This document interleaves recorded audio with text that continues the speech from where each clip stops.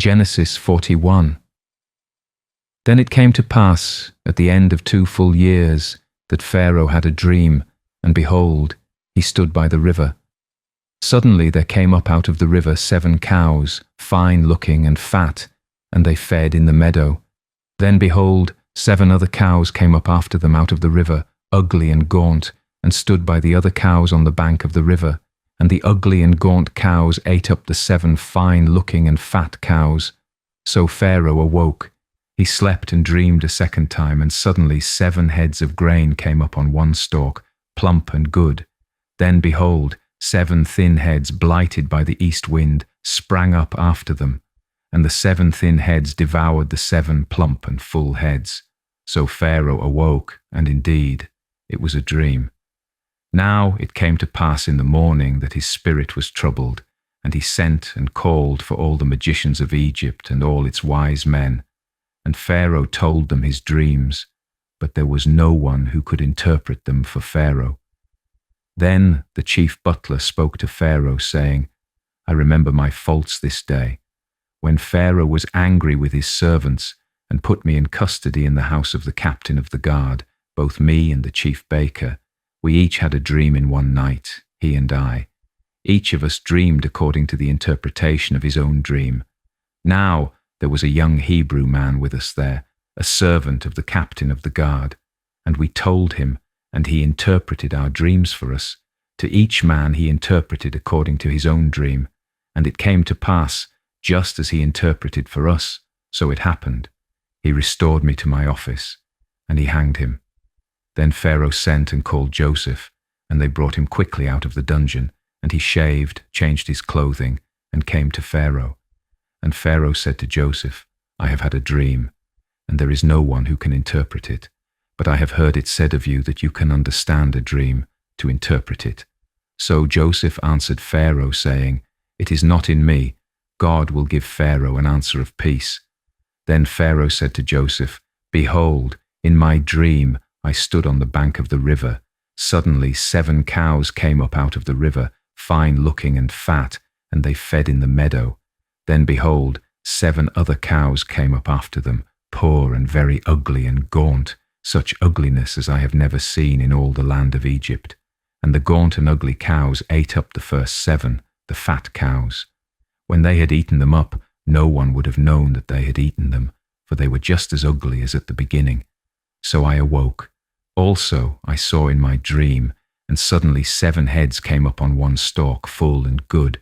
Then behold, 7 heads withered, thin and blighted by the east wind, sprang up after them, and the thin heads devoured the 7 good heads. So I told this to the magicians, but there was no one who could explain it to me. Then Joseph said to Pharaoh, The dreams of Pharaoh are one. God has shown Pharaoh what he is about to do. The 7 good cows are 7 years, and the 7 good heads are 7 years. The dreams are one. And the 7 thin and ugly cows which came up after them are 7 years, and the 7 empty heads blighted by the east wind are 7 years of famine. This is the thing which I have spoken to Pharaoh. God has shown Pharaoh what he is about to do. Indeed, 7 years of great plenty will come throughout all the land of Egypt, but after them 7 years of famine will arise, and all the plenty will be forgotten in the land of Egypt, and the famine will deplete the land. So the plenty will not be known in the land because of the famine following, for it will be very severe. And the dream was repeated to Pharaoh twice, because the thing is established by God, and God will shortly bring it to pass. Now therefore, let Pharaoh select a discerning and wise man, and set him over the land of Egypt. Let Pharaoh do this, and let him appoint officers over the land, to collect 1/5 of the produce of the land of Egypt in the 7 plentiful years. And let them gather all the food of those good years that are coming, and store up grain under the authority of Pharaoh, and let them keep food in the cities. Then that food shall be as a reserve for the land for the 7 years of famine, which shall be in the land of Egypt, that the land may not perish during the famine. So the advice was good in the eyes of Pharaoh and in the eyes of all his servants. And Pharaoh said to his servants, Can we find such a one as this, a man in whom is the Spirit of God? Then Pharaoh said to Joseph, Inasmuch as God has shown you all this, there is no one as discerning and wise as you. You shall be over my house, and all my people shall be ruled according to your word. Only in regard to the throne will I be greater than you." And Pharaoh said to Joseph, "See, I have set you over all the land of Egypt." Then Pharaoh took his signet ring off his hand and put it on Joseph's hand, and he clothed him in garments of fine linen and put a gold chain around his neck. And he had him ride in the second chariot which he had, and they cried out before him, "Bow the knee." So he set him over all the land of Egypt. Pharaoh also said to Joseph, "I am Pharaoh, and without your consent no man may lift his hand or foot in all the land of Egypt." And Pharaoh called Joseph's name Zaphnath-Paaneah, and he gave him as a wife Asenath, the daughter of Potiphera priest of On. So Joseph went out over all the land of Egypt. Joseph was 30 years old when he stood before Pharaoh, king of Egypt. And Joseph went out from the presence of Pharaoh, and went throughout all the land of Egypt. Now in the 7 plentiful years the ground brought forth abundantly. So he gathered up all the food of the 7 years which were in the land of Egypt, and laid up the food in the cities. He laid up in every city the food of the fields which surrounded them. Joseph gathered very much grain, as the sand of the sea, until he stopped counting, for it was immeasurable.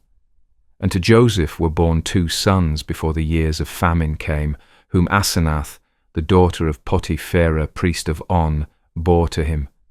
Joseph called the name of the firstborn Manasseh, "For God has made me forget all my toil and all my father's house."